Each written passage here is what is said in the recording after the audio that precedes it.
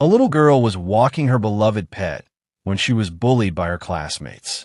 Two boys pinned her down and forced her to watch her beloved pet being crushed into a pulp. Afterward, she buried it, vowing it would be the last time she cried. From then on, her face was perpetually etched with a "don't mess with me," or "I'll make you suffer" expression.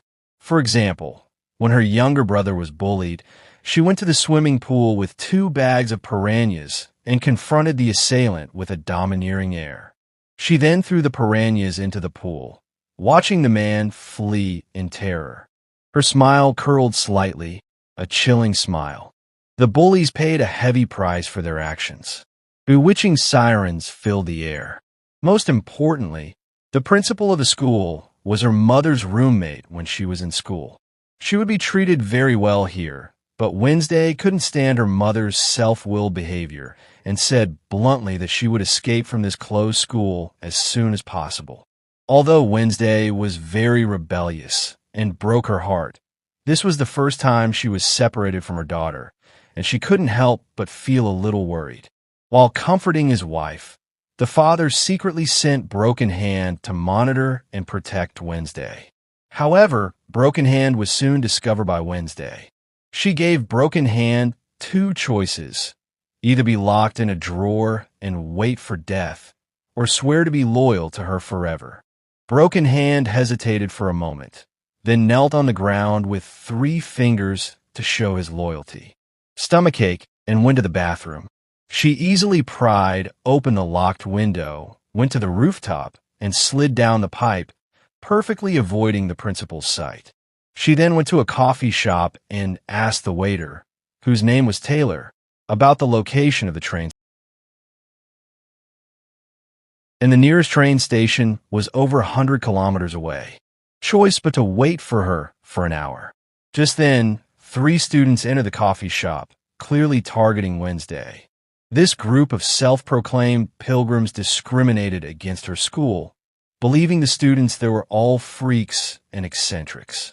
Their disagreements led them to kill each other.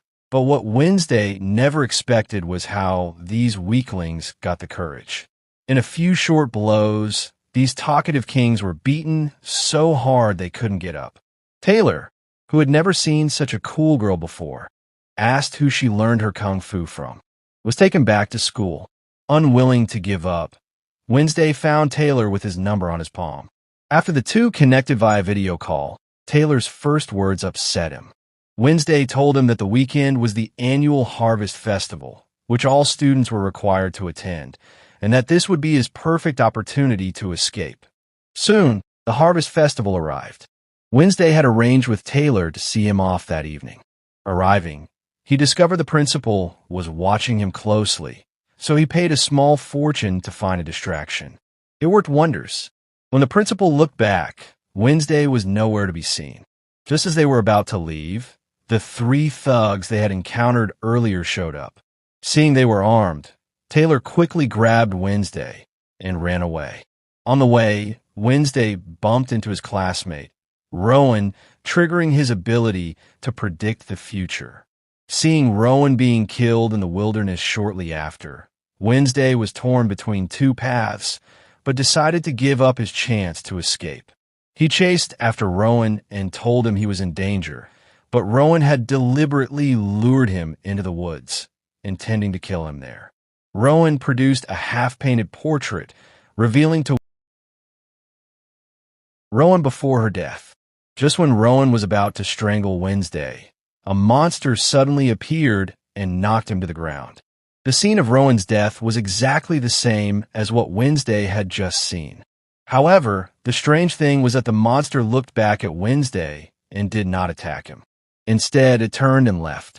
Wednesday immediately contacted the sheriff to investigate, but after searching all night, the police found nothing, not even Rowan's body. However, what Wednesday never expected was that Rowan, who was already dead, appeared in front of him. Could it be that everything that happened last night was his imagination? So Wednesday found Rowan and wanted to have a good talk, but Rowan said that he had to take a leave of absence for a while because of something at home and asked him not to bother him again in the future. After that, He got in the car and left. Wednesday, seeing this, asked Broken Hand to follow Rowan. However, when they reach the platform, Broken Hand accidentally steps on a piece of chewing gum. Rowan goes to the bathroom, walks into a corner, and closes the door. A moment later, a man emerges. Broken Hand arrives, brushing past the man leaving. Entering the bathroom, Broken Hand quickly spots the suitcase on the toilet and realizes something's wrong with the man he just encountered. Enters a fantasy world. The boy and Arthur are arguing, and then a stone sculpture on the rooftop moves, speaking to Wednesday. Then, a book appears, and Wednesday emerges from the fantasy world. It seems the book guided the boy's murderous intent. Clues had stopped here. However, Wednesday was not discouraged. Instead, he came to the statue of the founder of the Night Shadow Society. Sure enough, he made a new discovery there. Late at night, Wednesday returned to the statue alone and successfully Then he went to the secret room and quickly found Rowan's book. Back to the dormitory to study it slowly. But at this moment, someone suddenly tied him up with sackcloth. His hands were tied tightly, and in front of him was a group of people dressed as wizards. However, as soon as these people spoke, he guessed their identities. They were all his classmates. That he's aware of the club's true nature, Wednesday no longer needs to pretend. He unties his bonds and prepares to leave, mocking them before departing. Wednesday then searches for the man in the painting. His classmate, Arthur, tells him that judging by his attire and appearance, he must be Claystone, the town's founder. Wednesday then searches for clues at Claystone's former gathering, but upon opening the door, he triggers his innate ability and travels back to the original structure. Torches, surrounded by a little girl. This little girl looks exactly like Wednesday. It turns out she's his ancestor. Claystone, whose noble character is commemorated by later generations, was a cruel colonial ruler. He not only invaded Goody's home, but also imprisoned all those with special powers in the cabin, ordering a fire to burn them alive. Goody sought out his mother and attempted to escape with her, but she knew time was running out. Her hands and feet were chained to the ground by Claystone, preventing them from being opened immediately. Although Goody was reluctant to abandon her mother, she felt a vital mission was still ahead of her. Tears streaming down her face, she opened the secret passage beneath the window and fled alone. Then, the scene shifted, revealing Wednesday seeing Goody running towards her. Waking up, she revealed that the girl in the decapitated vision was Wednesday Addams, her ancestor from 400 years ago. Now, everything was clear. The pilgrims were... She saw the werewolf from before. Again, she merely glanced at him before turning away. She raced after him. However, she lost the werewolf's trail mid-chance, but found her footprints on the ground. At this time, Arthur came over from not far away, which made Wednesday have a new perspective, because it was no coincidence that they met here for no reason. When it was time for class, Arthur happened to sit at the same table with her. Wednesday accidentally saw the scratches on her neck, and thinking about the curse last time, she couldn't help but guess that Arthur was the murderer. Arthur's studio to look for clues, and found that the room was full of monster sketches, and she also had the ability to make the objects she drew appear. This made Wednesday even more suspicious, so she picked up the draft on the table and left first. As a result, she was caught by Arthur as soon as she left the house. In order to hide the purpose of her coming here, she lied and said that she was going to attending the dance.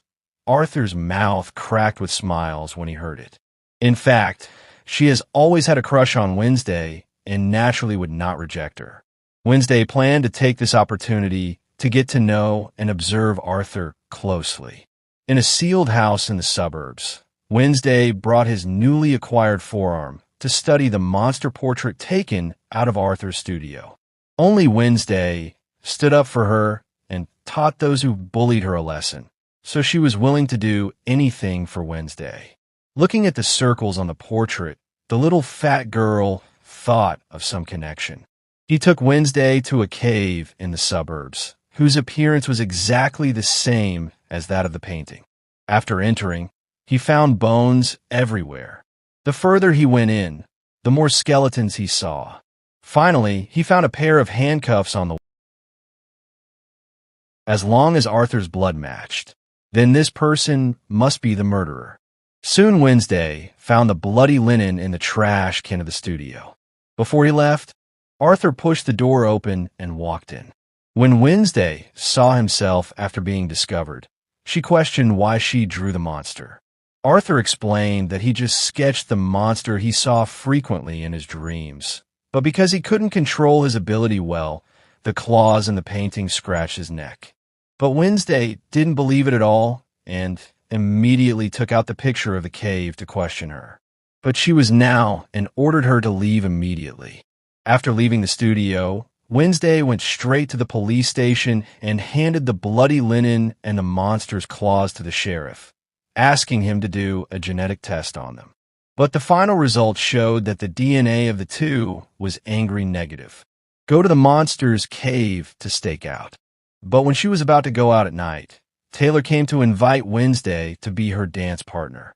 All this was the masterpiece of the broken hand. She took the initiative and pretended that Wednesday gave Taylor an invitation to attend the dance tonight together. She also specially prepared a dark dress. When Wednesday changed, the unique dark lowly style was fully displayed. When Xiaopeng saw Wednesday's dress, she knew that Wednesday was going to be her dance partner tonight. She might get into trouble, so he asked her not to worry about it for the time being.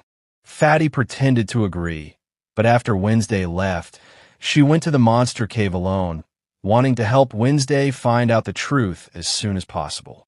Not long after, she saw a man in black lighting gunpowder and blowing up the cave to destroy the evidence. The man in black also found Fatty, so she could only run away desperately, who became a zombie dance star, the brightest pink in the whole venue. Many people stopped to watch her dance. At this moment, two uninvited guests appeared outside the ball. They were the pilgrims who had been severely taught a lesson by Wednesday before. From the sky, which made all the guests present feel a little incredible. Wednesday put it in his mouth and found that it was clearly red dye. When Xiaopeng saw Wednesday's dress, she knew that Wednesday probably couldn't go tonight. Wednesday was worried that she would have an accident, so she asked her not to worry about it for the time being. Xiaopeng pretended to agree, but after Wednesday left, she came to the monster cave alone, wanting to help Wednesday find out the truth as soon as possible. Not long after, she saw a man in black ignite gunpowder, blow up the cave, and destroy the evidence. And the man in black also discovered Xiaopeng. She could only run away desperately, but she fell to the ground without paying attention. When Wednesday came over, it was too late, and then the club teacher could not catch up either.